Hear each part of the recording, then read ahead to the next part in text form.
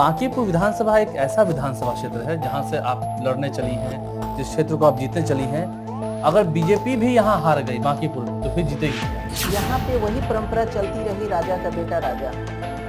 और जब एक परंपरा चलती है तो फिर काम दिखता कहाँ। लोग कहते रहे ये बना दिए वो बना दिए, इस बार नहीं जाल जमाव होगा, इस बार जनता नहीं त्रस्त होगी, लेकिन इस बार भी तो जनता त्रस्त होगी। भगवान बरसे क्या, लोग तरसे वाले हो गए। महिलाओं को 10,000 दे रहे हैं, घोषणाएं तो कहाँ नहीं दे रहे हैं। दो किस्त चली गई, आया नहीं है। नहीं वृद्धा पेंशन की 2 किस्त चली गई है, पेंशन की और अब महिला रोजगार वाला योजना जो है चुनाव से पहले ही उसकी किस्त मिल जानी है। जनता भी मेरे साथ है, लड़ाई सिस्टम से लड़नी होगी। बिल्कुल बिल्कुल बिल्कुल बिल्कुल सिस्टम में जानना है कि लड़ाई किससे होनी है। हाँ हाँ, किससे क्या होनी है। नमस्कार, मेरा नाम आलोक है, आप लाइव स्ट्रीज देख रहे हैं। इस साल बिहार में विधानसभा के चुनाव हैं और इस साल के विधानसभा के चुनाव में कई ऐसी महिलाएं हैं, कई ऐसी बुलंद महिलाएं हैं जिनकी आवाज इस बार के विधानसभा चुनाव में गूंजेंगी और वो अच्छा छाप छोड़ेंगी, वो अच्छा निशान छोड़ेंगी। हमारे साथ रेखा कुमारी गुप्ता जी हैं, बहुत स्वागत है आपका। धन्यवाद। बांकीपुर से आती हैं, पटना से। सोचिए, पटना के बांकीपुर विधानसभा से आती हैं और इस बार चुनाव लड़ने की प्रबल दावेदार हैं। महागठबंधन की ओर से, कांग्रेस पार्टी की ओर से आश्वस्त हैं, क्योंकि मुझे लगता है मार्केट में जहां तक हम देख रहे हैं, चाहे वो पोस्टर बैनर के माध्यम से हो, चर्चाओं के माध्यम से हो, अभी आप ही आप हैं, तो और कोई नहीं। तो मतलब आप आश्वस्त हैं कि उधर से आपको टिकट मिलेगा? बिल्कुल बिल्कुल, मैं एकदम 100% आश्वस्त हूँ और आश्वस्त हो ही नहीं हूँ, पूरी तरह से मैदान में हूँ और अपनी ओर से कोई भी कसर नहीं छोड़ी है। घूम रही हैं? हाँ बिल्कुल घूम रही हूँ, क्षेत्र का भ्रमण कर रही हूँ और जो एक एज ए प्रत्याशी मैं आप अपने प्रचार शुरू कर दिया? हाँ, मैं अपने आप को महागठबंधन की ओर से प्रत्याशी समझकर ही अपने आप को प्रचार, यानी कि बात आपकी हो गई होगी तभी घूम रहे हैं? जी चल रही है। चलिए, उम्मीद है सब ठीक ही हो, जैसी इनकी इच्छा है। बात हम कर रहे हैं बांकीपुर की। जी। बांकीपुर विधानसभा एक ऐसा विधानसभा क्षेत्र है जहां से आप लड़ने चली हैं, जिस क्षेत्र को आप जीतने चली हैं। अगर बीजेपी भी यहां हार गई बांकीपुर भी तो फिर जीतेगी क्या? क्योंकि सबसे सेफ सीट में से बांकीपुर, कुम्हरार, हम इन सब सीटों को मानते हैं, खास करके पटना के शहरी क्षेत्रों को। तो बांकीपुर में क्या रह गया है बचा हुआ काम? कुछ काम बच गया है? बांकीपुर में आज तक काम ही नहीं हुआ। काम नहीं हुआ। यहाँ पे वही परंपरा चलती रही, राजा का बेटा राजा। और जब एक परंपरा चलती है तो फिर काम दिखता कहाँ है। लोगों जो अगर एक शासक ही शासन करता रहे तो उसमें निरंकुशता आ जाती है। लेकिन यहाँ के तो जो है वो तो कहते हैं हम तो सेवक हैं। कथनी और करनी में अगर होता तो अभी आप कल का न्यूज देखेंगे तो अभी अभी एक दलदली नाले में गिरकर एक व्यक्ति की मृत्यु हो गई। किसी घर का चिराग बुझ गया, किसी माँ का बेटा मर गया, किसी बहन का भाई मर गया। और ये सिर्फ और सिर्फ आज 25-30 वर्षों से, न जाने कितने वर्षों से दलदली जैसा नाला, मंदिरी जैसा नाला खुला हुआ है और उसके आसपास रहने वाले लोग नारकीय जीवन जी रहे हैं। एक पीढ़ी गुजर गई, आने वाली पीढ़ी जवान हो गई, लेकिन वो नाला नहीं बना। आप सोच सकते हैं वो नाला कितने लोगों को कनेक्ट करता है और कितने लोगों का जीवन नर्क बना हुआ है। तो ये बांकीपुर में ही है ना। आप भी बांकीपुर से हैं, आप भी देख रहे होंगे। तो बांकीपुर में तो बहुत सारी चीजें हैं। बांकीपुर में आपका अभी देखिए, जल भराव की वजह से अभी लोग कहते रहे ये बना दिए वो बना दिए, इस बार नहीं जाल जमाव होगा, इस बार जनता नहीं त्रस्त होगी, लेकिन इस बार भी तो जनता त्रस्त हो गई। भगवान बरसे क्या, लोग तरसे वाले हो गए। आम जनजीवन त्रस्त हो गया पूरी तरह से। पटना जैसे शहर में, पटना जैसे शहर में जो बिहार की राजधानी है, बांकीपुर विधानसभा जो पूरे बिहार का हार्ट है, गांधी मैदान, वो इलाका जब जल जमाव से मुक्त नहीं है तो हम कैसे कह सकते हैं कि काम हुआ। लेकिन शहरी क्षेत्र में अगर हम देखें तो बीजेपी के वोटर्स हैं। जैसे ठीक है, आप वैश्य समाज से आती हैं, आप जी। मुझे जहां तक है कि आप गुप्ता हैं, साहू समाज से आती है ना। बिल्कुल बिल्कुल। तो फिर तो उनका रुझान तो उसी ओर होता है, बीजेपी की ओर होता है। ऐसा नहीं है। बीजेपी ने आज तक वैश्यों को क्या दिया? वैश्यों को दिया क्या है, आप बताइए। वैश्य क्या होता है? वैश्य होते हैं कारोबारी। कारोबारियों को क्या चाहिए? सुरक्षा चाहिए, शांति चाहिए। बिल्कुल बिल्कुल सही बात कर रहे हैं। अभी आपने कुछ दिन पहले सुना होगा, बहुत बड़े व्यवसायी हमारे गोपाल खेमका जी का मर्डर हो गया। वो भी तो व्यवसायी थे। क्या सुरक्षा दिया, क्या सुरक्षा दिया वहां यहाँ के शासन प्रशासन ने? एक इतने बड़े व्यवसायी की हत्या हो जाती है, रात के अंधेरे में महिलाओं का शोषण हो जाता है। तो ना महिलाएं सुरक्षित हैं, ना व्यवसायी सुरक्षित हैं, ना आम जन सुरक्षित है, ना ही उनका जो मूलभूत सुविधा है। आप मंदिर ही चले जाइए, वहां पे पीने का पानी नहीं है लोगों के पास, स्वच्छ जल नहीं है। क्या घर हर घर जल नल योजनाएं चल रही हैं, लेकिन वो तो सिर्फ पेपरों पे चल रही हैं। मैं वहां गई थी, वहां की महिलाओं ने कहा कि माननीय विधायक जी को हमने पानी दिया पीने के लिए, वो पिए नहीं, उठ के चले गए। मैंने कहा कि दिखाओ मैं कैसा पानी है। मैंने पिया, वाकई में दूषित पानी था। वहां के लोगों ने कहा कि अभी आ रहे हैं, शिलापट करके घोषणा करके चले। शिलापट से क्या हो जाएगा? शिलापट से क्या हो जाएगा? चुनाव के समय में आप बहुत बड़े बड़े शिलाएं टांग देंगे, ठोक देंगे, उससे क्या हो जाएगा? जनता क्या नहीं समझती है क्या? सड़कें नहीं बनती हैं? नहीं, जनता समझ नहीं रही क्या कि चुनाव के 10 दिन पहले आप शिलाएं ठोक रहे हैं, अभी आचार संहिता लगने वाला है, कब सड़क बनाएंगे आप? सड़कें नहीं बनती हैं। आप देखिए ना, सड़कें अगर बनती तो बाकरगंज जैसे इलाका में जो सोनारी मंडी है, आभूषणों का कारोबार है, वहां पे जहां पे धूल होना नहीं चाहिए, वहां पे पिछले साल भर से सड़कें टूटी हुई थी।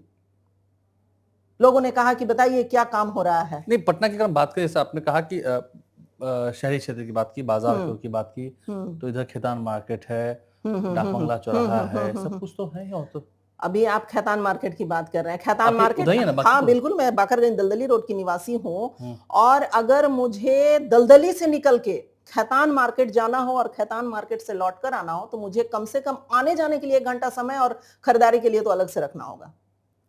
इतना जनता त्रस्त है उस रोड की। खैतान मार्केट हो, हथुआ मार्केट हो, दलदली रोड हो, बाकरगंज हो, या और भी पूरे बांकीपुर, पूरी तरह इंक्रोचमेंट से, जाम के से स्थिति से पूरी तरह से परेशान है। तो जाम की स्थिति को कौन ठीक करेगा? यहाँ का जो माननीय है वही ठीक करेंगे ना। आपका विजन क्या है? आपके विजन पर ही बात कर लेते हैं। मेरा विजन है, जो जनता की मूलभूत समस्याएं हैं, जल जमाव, महिलाओं की सुरक्षा, उनका स्वावलंबन, उनकी शिक्षा, उनका स्वास्थ्य, उनका सम्मान, वृद्धों का पेंशन, ये सही हाथों में जाए, सिर्फ पेपर पे ना रहे। तो वृद्धा पेंशन मिल तो रहा है, नीतीश कुमार ने भी घोषणाएं की हैं, बस वृद्धा पेंशन की राशि बढ़ा दी। सही कहा आपने, घोषणाएं तो कर देंगे, महिलाओं को 10,000 दे रहे हैं, घोषणाएं तो कहा, नहीं दे रहे हैं, 2 बार 2 किस्त चली गई, आया नहीं है। हाँ नहीं, वृद्धा पेंशन की 2 किस्त चली गई है, पेंशन की, और अब महिला रोजगार वाला योजना जो है, चुनाव से पहले ही उसकी किस्त मिल जानी है 10,000। हाँ, तो चुनाव से पहले क्यों मिल जानी है? पिछले 5 साल में क्यों नहीं मिली? 10 साल में क्यों नहीं मिली? चुनाव से पहले ही घोषणाएं क्यों होती हैं? अभी तो हमारे महागठबंधन का घोषणा आया, माई बहन योजना, तेजस्वी यादव ने किया। हाँ, तेजस्वी यादव जी ने किया, और उसके बाद इनकी घोषणाओं की उस तरह की घोषणाओं की लाइन लगी है। अभी चुनाव से 10 दिन पहले करे कि मैं 10,000 दे दूंगा, मैं खाते में डाल दूंगा। तो इतने दिन से कहां थे? इतने दिन से आपको महिलाओं की चिंता नहीं हुई? आधी आबादी की चिंता क्यों नहीं हुई? जो आपके कोर वोटर हैं, आप कहते हैं कि मेरी वोटर है महिलाएं, तो उनकी चिंता में इतनी देर क्यों? नीतीश कुमार तो कहते हैं महिलाओं के लिए हमने क्या नहीं किया। सड़क पर पहले महिला चलती थी जी, शाम होने के बाद। अभी भी वही हाल है। अभी आप सिर्फ बोल देने से, चुनावी सभा में आप घोषणा कर दिए सड़क पे चलती थी जी महिलाएं, तो आज कितनी महिलाएं चल पा रही हैं? आज कितनों को रोजगार दे दिया आपने?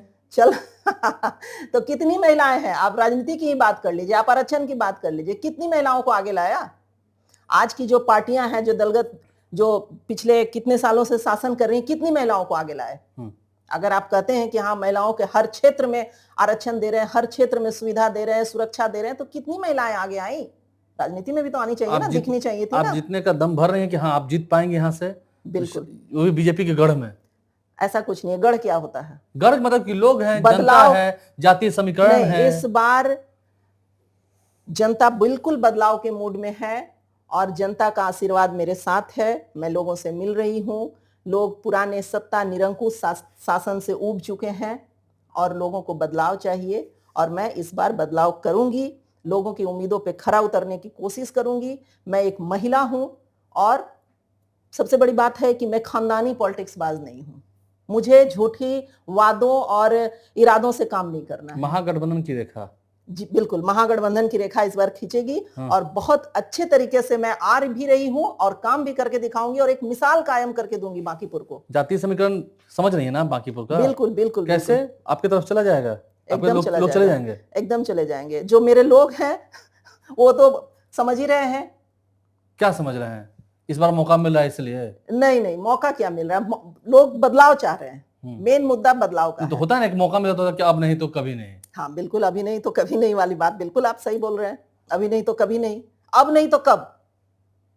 एक महिला अगर इतना कोशिश कर रही आगे आके, तो जनता भी मेरे साथ है। लड़ाई इनका आपको सिस्टम आशीर्वाद से लड़नी होगी, बिल्कुल तैयार है बिल्कुल ना? बिल्कुल बिल्कुल सिस्टम में ये हूँ जान और माने की लड़ाई सिस्टम किससे से होनी है? हाँ हाँ, किससे क्या होनी है? वो भी हाथ पैर के ही मानव है, मैं भी हाथ पैर वाली ही मानव हूँ। किससे क्या? वो आदि महामानव थोड़े है कोई। तो उन्होंने काम नहीं किया है। बिल्कुल नहीं किया। आज 30 साल से उनका शासन है। जितना होना चाहिए था, बांकीपुर को एक मिसाल होना चाहिए था, पूरे बिहार में हर विधानसभा में ये एक मिसाल होना चाहिए था, ये एक उदाहरण होना चाहिए था कि राजधानी पटना में कोई इस तरह का विधानसभा है। आज कहाँ है? आज पेपर में हम लोग पढ़ते हैं कि जल जमाव से त्रस्त है बांकीपुर। नहीं तो आपको नहीं लगता, जिस बांकीपुर की बात कर रहे हैं, महागठबंधन का यहाँ संगठन भी काफी कमजोर है, बहुत कमजोर है। मुझे तो एक बार याद है, विनोद श्रीवास्तव लड़े थे, 17,000 वोट इनको आया था, नितिन नवीन को आया था 82,000। क्या हार जीत का मार्जिन था? वो समय चला गया। वो 2010 था। हाँ, वो 10 है, ये 25 है। वो समय चला गया। इस बार जनता बदलाव के मूड में है। बहुत मौका दिया इनको, 5 साल 5 साल 5 साल करके जनता देती गई समय। तो बनता रहा, पटना मेट्रो का काम यहाँ आ रहा है, काम हो रहा है, बांकीपुर में ही हो रहा है। तो क्या बांकीपुर करवा रहा है उसको? बांकीपुर के माननीय करवा रहे हैं? वो तो केंद्र सरकार और राज्य सरकार की नीतियां हैं, उनकी योजनाएं हैं। नीतीश जी फीता काटेंगे। नीतीश जी भी काटेंगे। अब आपके अनुसार आप कह रहे हैं तो यहाँ के माननीय भी काट लेंगे। उसमें हो सके कि केंद्रीय भी आके कोई काट लें। तो एक ही फीता कितने लोगों से कटवाइएगा? कितना जनता को मूर्ख बनाइएगा? तो ये बात है, बात जनता की। मैंने कहा कई बुलंद महिलाएं हैं, रेखा गुप्ता भी उनमें से एक ही लग रही हैं। ऐसा कोई सवाल नहीं है जिसका जवाब इनके पास नहीं हो। बेबाक तरीके से बोल रही हैं और जनता को भी कह रही हैं, अभी नहीं तो कभी नहीं। बहुत शुक्रिया आपका स्टूडियो में आने के लिए।